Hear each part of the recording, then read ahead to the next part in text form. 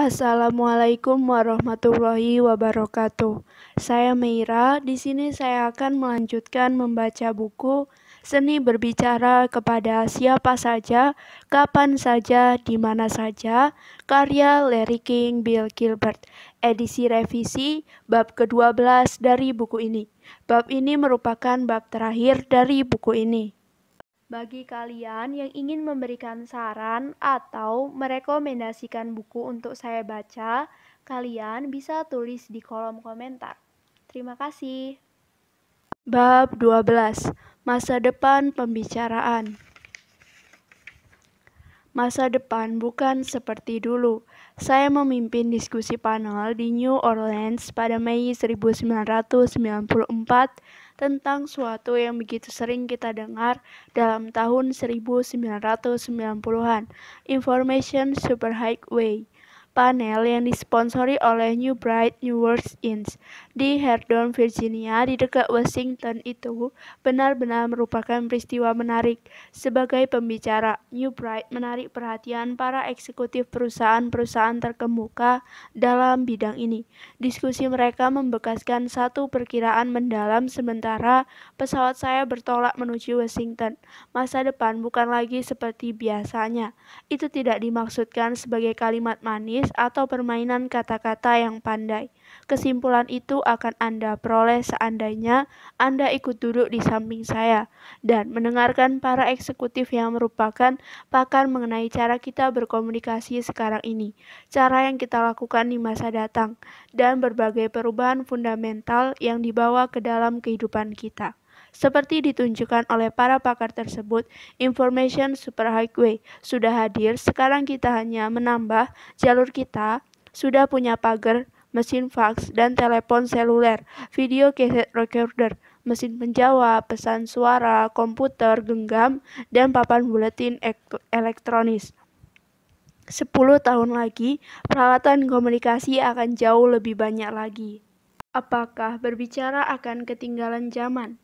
Beberapa orang khawatir bahwa dengan begitu banyaknya informasi yang dilakukan melalui sedemikian banyak media elektronik, seni percakapan akan menjadi kuno. Saya justru mengatakan sebaliknya, kita akan lebih banyak berbicara daripada sebelumnya. Karena adanya peralatan-peralatan baru ini, percakapan akan selalu ada, selama masih ada manusia. Kenyataannya dalam konferensi itu saya dikejutkan dengan pemikiran bahwa apapun teknologi yang membawa kita ke abad 21, kalimat pertama dari buku ini akan tetap berlaku, kita semua harus berbicara. Dengan semua penemuan serta pengembangan perang bintang di depan kita, keberhasilan akan selalu kembali ke asalnya. Entah Anda duduk berseberangan dengan seseorang di meja atau mengetik pesan melalui jaringan komputer, prinsip berbicara yang baik tetap sama. Semua itu menyangkut hubungan dengan orang lain. Keterbukaan, antusiasme, dan kemauan untuk mendengarkan akan membuat Anda menjadi pembicara yang populer dengan media apapun.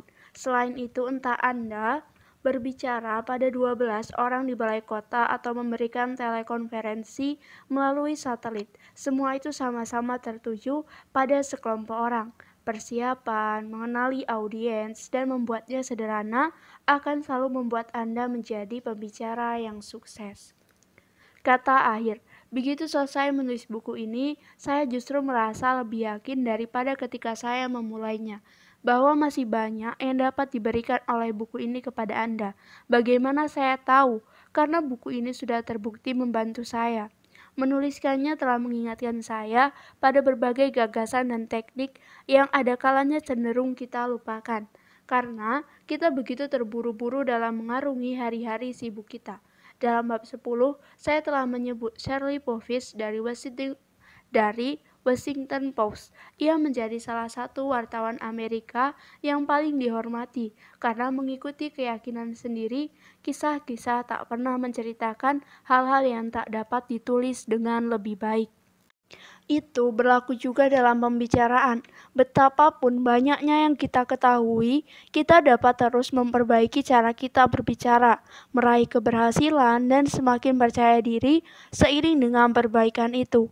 Bahkan orang yang telah lama berkecimpung dalam bidang itu seperti saya yang menjadikannya profesi, dapat dan harus terus melatih teknik-teknik ini. Herb Cohen barangkali tidak begitu terkejut mendengar saya ingin lebih banyak berlatih berbicara, sebab ia telah mendengarkan saya selama 5 dekade.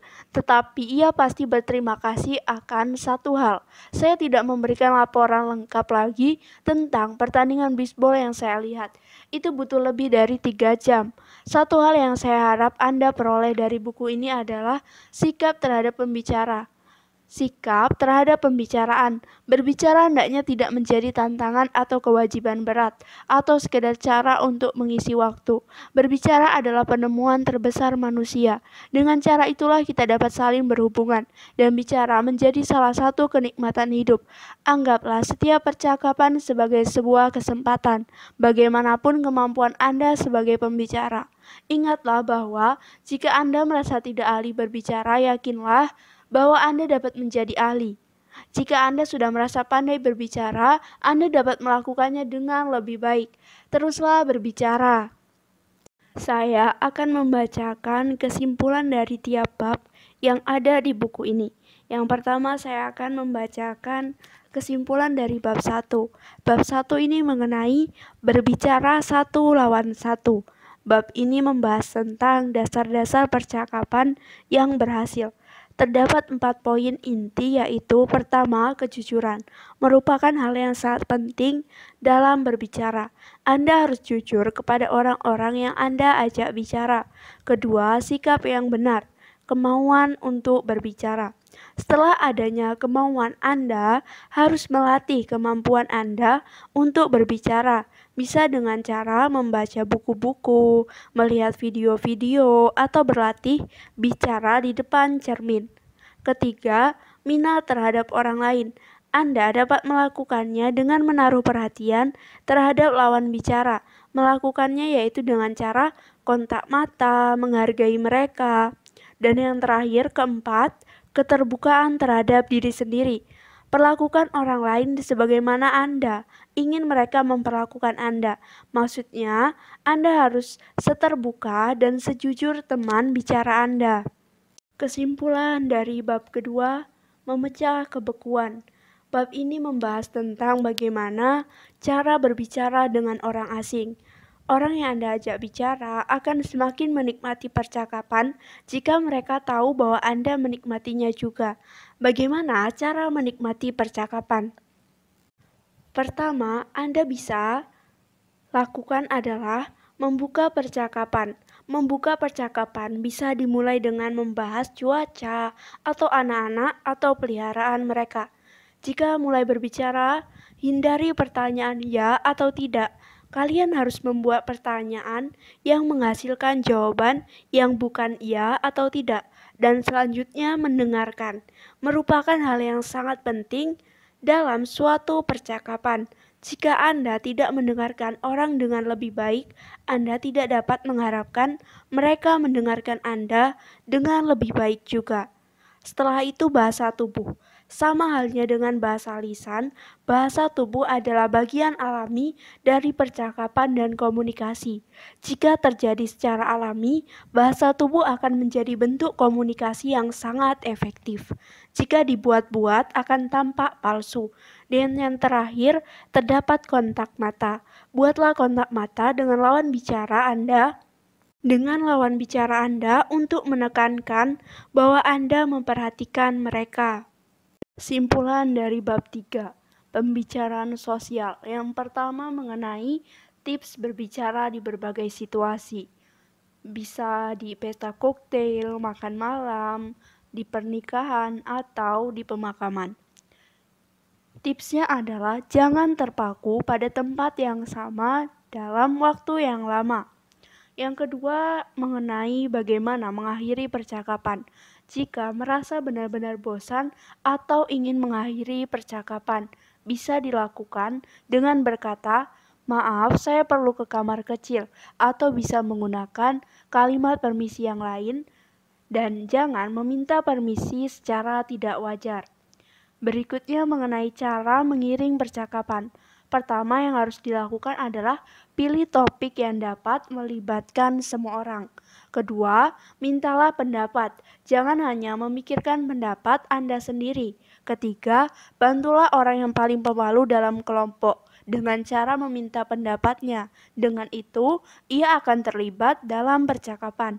Keempat, jangan memonopoli percakapan atau terlalu asik dengan diri sendiri dan berbicara berlebihan. Simpulan dari bab 4, 8 hal yang dimiliki pembicara yang terbaik. Yang pertama, mereka memandang sesuatu dari sudut pandang yang baru, yaitu mengambil titik pandangan yang tak terduga pada hal-hal yang umum. Kedua, mempunyai cakrawala yang luas, memikirkan dan membicarakan isu-isu dan beragam pengalaman luar biasa di kehidupan sehari-hari. Dan antusias merupakan yang ketiga, menunjukkan minat besar pada apa yang diperbuat dalam kehidupan maupun pada apa yang dikatakan pada kesempatan itu. Yang keempat, tidak pernah membicarakan diri sendiri. Yang kelima, sangat ingin tahu, bertanya mengapa, dan ingin tahu lebih banyak mengenai apa yang akan dikatakan. Yang keenam, menunjukkan empati, berusaha menempatkan diri pada posisi untuk memahami apa yang dikatakan orang lain. Ketujuh, mempunyai selera humor dan tidak keberatan mengolok-olok diri sendiri. Sungguh, konversasionalis terbaik sering mengisahkan pengalaman konyol mereka sendiri. Dan yang terakhir, mempunyai gaya bicara sendiri. Simpulan dari bab 5. Percakapan trendy dan ketepatan bahasa politisi. Gunakanlah kata-kata yang sederhana agar mudah dipahami dan dimengerti. Lalu, menggunakan kata-kata trendy hanya untuk terlihat populer sebaiknya tidak dilakukan karena akan membuat Anda terlihat tidak orisinil. Kata-kata tanpa arti seperti you know, basically, atau yang lain jika kita banyak menggunakannya, maka orang yang kita ajak bicara akan menganggap kita tidak mampu berbicara. Serta menghentikan kebiasaan buruk dalam berpidato bisa dilakukan dengan cara yang pertama, dengarkan saat Anda sendiri berbicara. Dengan begitu, kita dapat mengetahui kelemahan-kelemahan kita di bagian mana saja. Lalu, berpikir sebelum berbicara. Dengan berpikir sebelum berbicara, kita dapat memilah kata-kata apa saja yang dapat kita bicarakan sehingga dapat menghasilkan kata-kata yang tepat. Ketiga, cari seorang pemantau pidato untuk mendengarkan dan mengingatkan Anda. Pemantau pidato ini bisa teman atau orang-orang terdekat Anda. Kesimpulan bab ke-6, pembicaraan bisnis. Prinsip-prinsip dasar yang berlaku dalam pembicaraan bisnis sama seperti pada percakapan sosial. Langsung dan terbuka, dan jadilah pendengar yang baik jika ingin menjadi pembicara yang baik. Jika Anda berbicara dalam lingkup profesi atau industri, Anda dapat mengandaikan bahwa orang-orang yang Anda ajak bicara mengetahui istilah-istilah teknis yang Anda gunakan, tetapi Anda harus tetap membuat diri Anda jelas. Bila Anda bicara dengan orang dari luar bidang Anda harus mengandaikan hal sebaliknya, yaitu bahwa audiens Anda atau peserta pertemuan lainnya tidak memahami istilah-istilah teknis Anda. Jadi Anda harus mengatakannya dalam bahasa yang umum. Lalu di dalam bisnis, waktu adalah uang. Jangan sia-siakan waktu orang yang Anda ajak bicara. Dan selain itu, jangan mencoba menjadi pusat perhatian dalam pertemuan itu dengan berbicara sendiri. Terdapat tips wawancara pekerjaan, yaitu menjual diri sendiri dengan cara yang pertama, tunjukkan kepada calon atasan Anda apa yang dapat Anda lakukan bagi mereka. Kedua, pertahankan sikap terbuka. Ketiga, selalu dalam keadaan siap. Dan keempat, ajukan pertanyaan.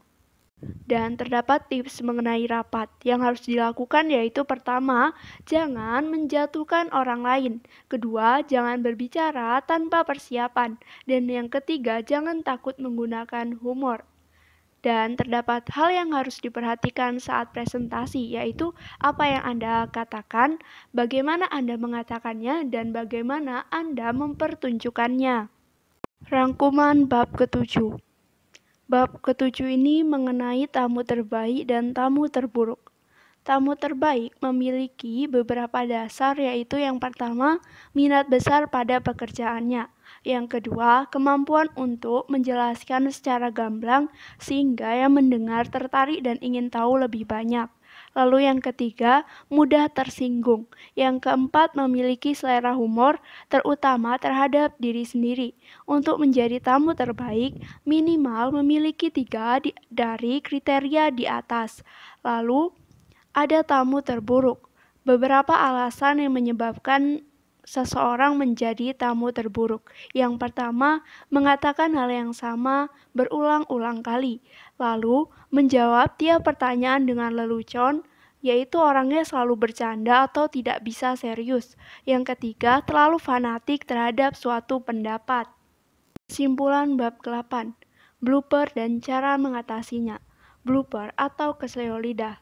Jika kita berpikir bahwa saat kita berbicara, kita akan membuat kesalahan, justru kesalahan-kesalahan tersebut akan benar-benar terjadi. Maka yang harus kita lakukan adalah membuang jauh pikiran-pikiran seperti itu. Setiap pembicara pasti pernah melakukan kesalahan. Oleh karena itu, jangan biarkan hal itu membuat Anda jadi bingung. Terdapat pepatah, orang yang tidak pernah membuat kesalahan jarang berbuat apapun.